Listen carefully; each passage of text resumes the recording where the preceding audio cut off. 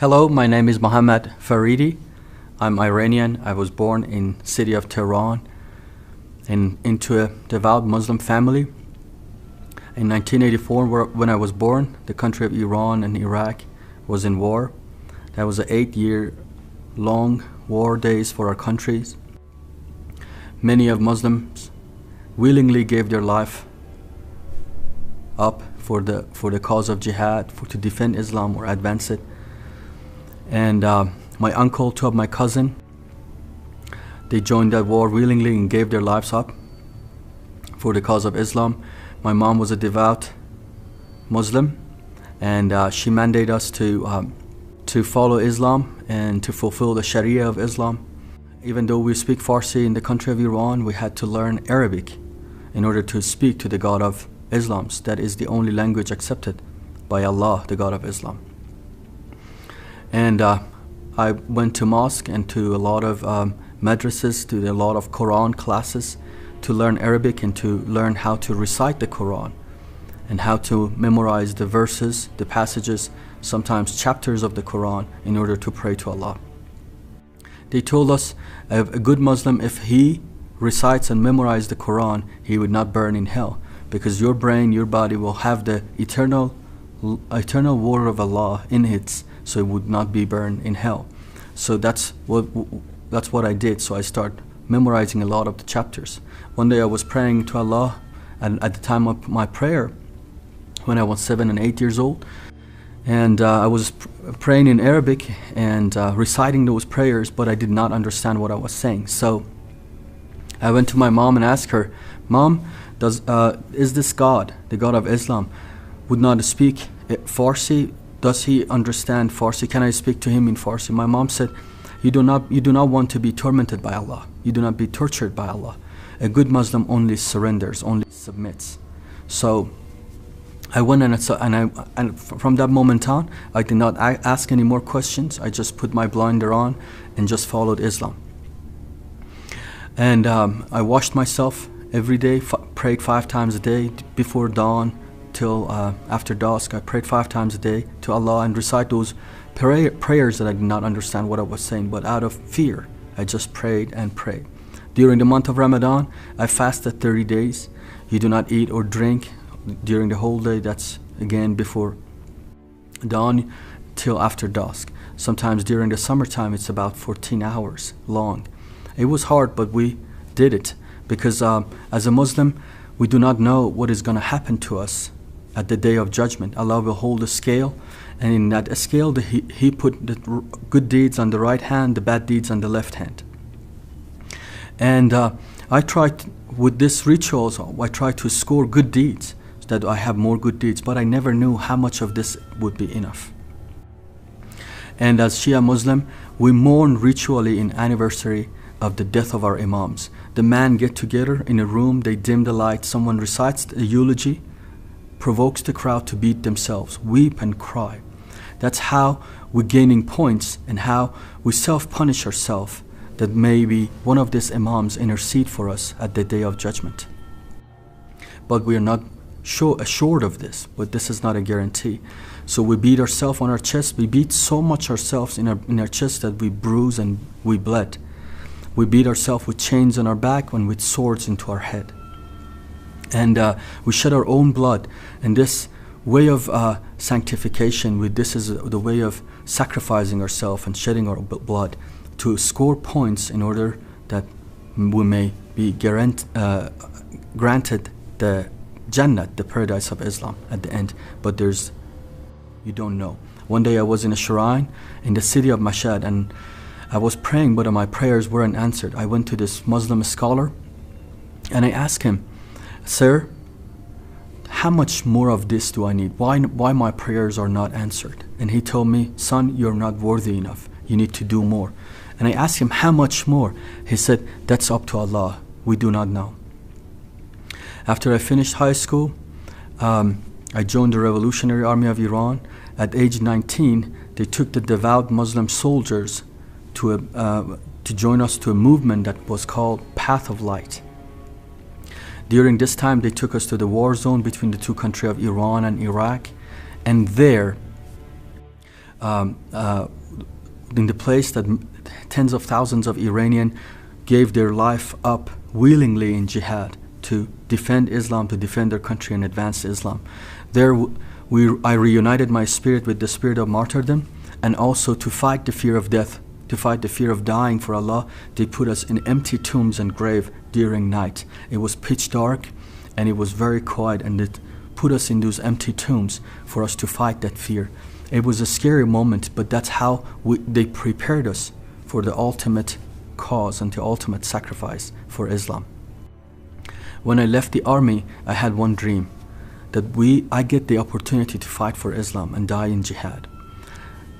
And Allah may will for me that our country fight against Israel or America, that I can join that war. I remember during the month of Muharram, one of those months that we go and beat ourselves and self-punish ourselves 9 days in a row.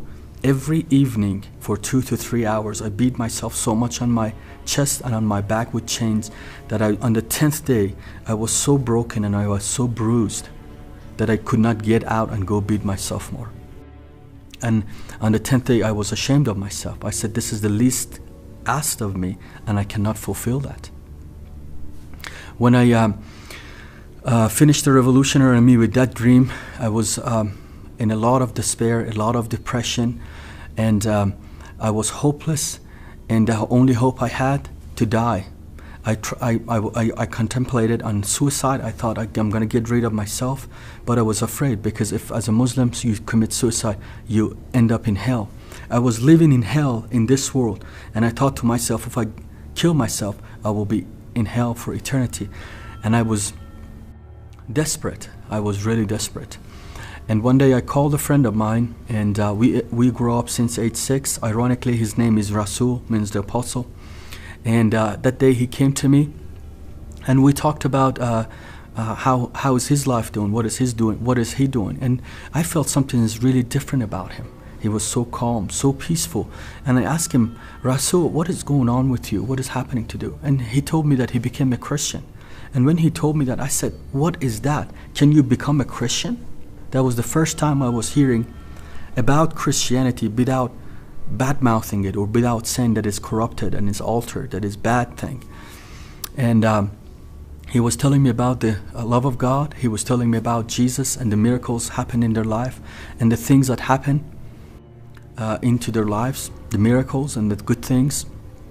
And we talked about 2 hours. Many of those stuff I didn't even hear him. It was going over my head. And we argued and we discussed, and I tried to counter his arguments and the things what he was telling me. The God I was talking to him about it was an unknown God. I did not know what I was talking. I was just echoing what I learned from my parents, from my grandparents, and from what I learned in mosque, and I was echoing that. But the God that he was talking about, it was like a friend of him. He knew what he was talking about. After about 2 hours of conversation, he was kind of wore out and said, look, you asked, I told you. And this is the last thing I'm going to tell you. Jesus, he was beaten, he was bruised, he was crucified, he was his blood was shed, and he died for your sin that you have everlasting life. When he told me that sentence, he said, God so loved you that he has given his only begotten Son for you and for your sin, that you have everlasting love, that you have eternal life. When he told me that, every lie that Islam till that moment was telling me was exposed in front of my eyes. I was beating myself, I was bruising myself, I was cutting myself, I was shedding my own blood, and ultimately I was going to become the sacrifice for Islam. He told me it was all done in what Jesus has done for you. When he told me that, this message pierced my heart, and I fell down on my knees, and out of desperation I asked him to pray for me. I said, I want that, I want that. And he prayed for me, and when I opened my eyes, everything in the world got a new color. Everything that was a shade of gray, everything was black, it got colors. I could see colors, I could smell. Something within me came alive. There was something in me that always bothered me. It was always restless for the first time in my life, came to the peace, came to calm. And I told him what has happened. He said, Jesus has came to my life. I did not understand what he said and what is the meaning of that, but I was enjoying the moment, because for the first time as a Muslim, I felt peace in my life. As the conversation ended, but he told me he has to go. As I was walking home, I was thinking to myself, if Jesus has died for me, why nobody has told me? If somebody has done a great thing for you, why they kept it away? Why they are not telling me that? Probably there's something wrong, or this guy is telling me a lie. So I went on a journey of finding out about if this actually happened to me. So a couple of weeks later, me and him, we went to visit a church. And as soon as I walked through the gates to go to the sanctuary, I had an encounter with the God of this universe. Something like a cloud came around me and gave me a hug. And within myself, 2 times I heard, "You're home, you're home." It was so tangible. I looked around myself. I said, what has happened to me? I could not feel my weight. I was so weightless. I was so peaceful. And the church services started, and they start clapping hands and celebrating and rejoicing and playing music. It was really strange to me. It was really odd. For the first time, I was in a ceremony that the people did not mourn, weep and cry and beat themselves and cut themselves and bruise themselves. They were actually clapping hands and rejoicing. They were having a hope that it was missing in Islam, and that was the hope that they knew after they died what's going to happen to them. Where we Muslims, we did not know about that. We did not know what is going to happen to that. So we mourned and wept, and we were afraid of the future. But the Christians, they knew what is going to happen to them, so they were rejoicing. There was a hope about resurrection that they had that we didn't have. All of our imams, all of our prophets died, and they stayed dead. But Jesus died, but he was resurrected in the 3rd day. So they had a hope that we were missing it in Islam. And after the church service, my friend out of his pocket bought me a New Testament in Farsi. He said, "This is the living word of God written for you and for my life." I said, "I don't understand what are you saying, but I want to know if Jesus has died for me." So I took the book home and I started reading it. And the more I read the Gospels, or the more I read it, the more I got connected to it. And I came to this verse in Matthew chapter 11, verse 28, 29, and 30. "Come to me who all labor, who are weary, and who are having heavy laden, and I will give you rest. Take my yoke upon you, for I am gentle, for I am humble." And I looked at the book. I said, "How did you know I was weary? How did you know I was heavy laden? How did you know that? It's impossible." The book was talking to me, to my situation, like never before, like nothing else. I thought to myself, this cannot be right. Somebody has walking around writing this book about me and my situation. And I said, there is something wrong. Something is going on. And I thought I've been manipulated. I think I've been controlled. And when the next time I went to the church, I looked at people's book to see if their Bibles is a personal Bible, or everybody has a personal Bible. And I looked in, but it was the same. And I asked them, "Is this verse talking to you like this?" And they'd show me the other verse that talked to them. And when the next time I was in a church, this time a gentleman came and shared his testimony of how he was healed of cancer. And he was a Muslim. The doctors rejected him, and he was going home to die. They said, "There's no hope for you. We cannot do anything for you." And this gentleman in the church was sharing his testimony that he was going home. He see the cross over this church, and he comes in it, and there's some Christians in the yard, and he asked them, "Guys, can I give your God a try? I'm gonna go die." So they gather around him, they lay hand on him, and as they pray, he sees a hand with a print of nail touch his neck. And he goes home. He's not dying. He's getting it better. So he goes to the doctor, and there, when they run a checkup for him, they say that you're totally cancer-free, and we have never seen such a thing, not like that. And as he is sharing this testimony in the church where I was in there, I thought to myself, I have read that in my Bible. You will lay hand on the sick and they shall recover.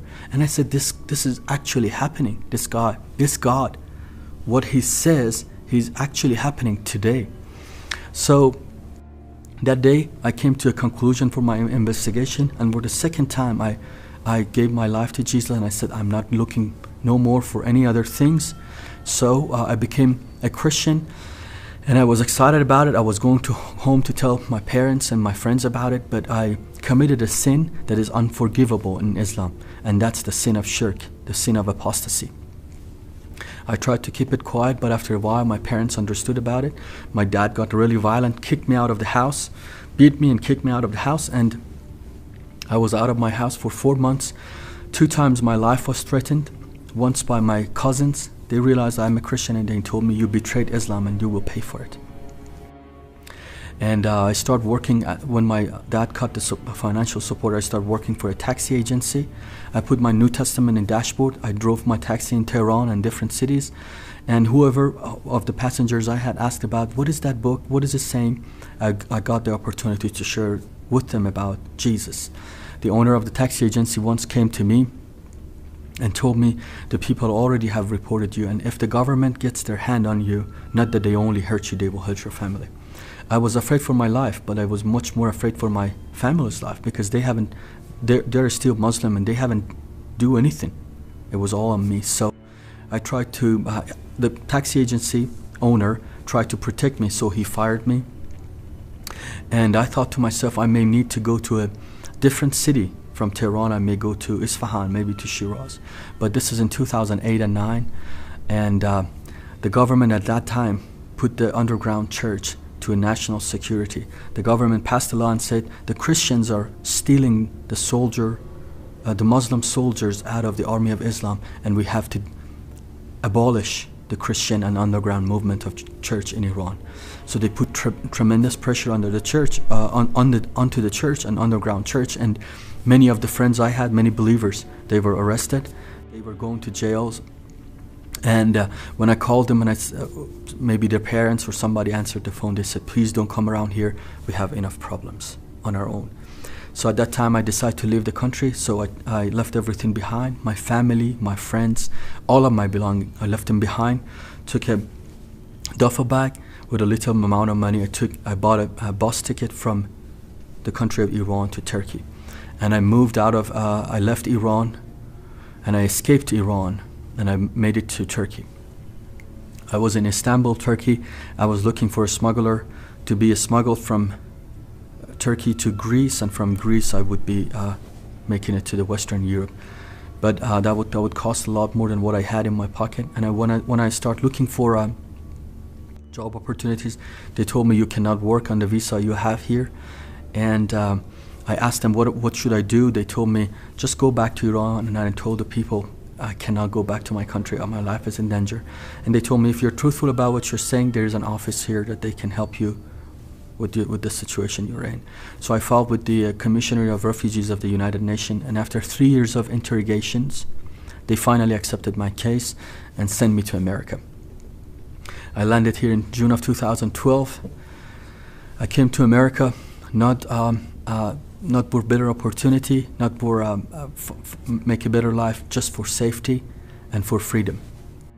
And here in America, I founded a ministry called Destination Ministry, and the purpose of our ministry is to help people like me that they are converting, or they need to minister to Muslims, to reach out to Muslims that they come from the bondage of Islam and cross to the kingdom of light. So the purpose of our ministry is to help Americans, help the churches, help the brothers and sisters to love on Muslims and preach to them the only hope, the only good message of the gospel, that they can see the light.